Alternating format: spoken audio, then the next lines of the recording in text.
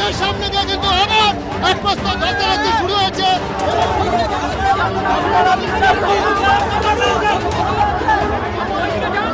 এই মুহূর্তে আমরা কক্সবাজারের সামনে রয়েছি।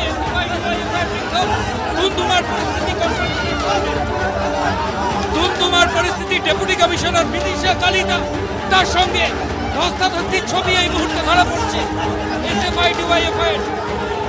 চালকপুর ডিভিশনের ডেপুটি কমিশনার তিনি রয়েছেন। ধুমধুমার পরিস্থিতি এই মুহূর্তে কসবা থানার সামনে।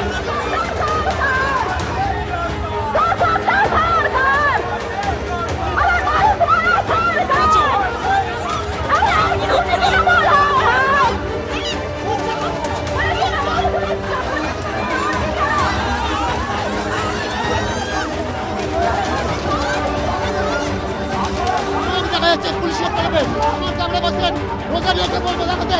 রোজারিও একের পর এক আটক করা হচ্ছে এবং পুলিশের বাসে তোলা হচ্ছে যে ডিওয়াইএফআই এবং এসএফআই কর্মীদেরকে, এবং তাদেরকে কিন্তু আটক করে পুলিশের বাসে তোলা হচ্ছে।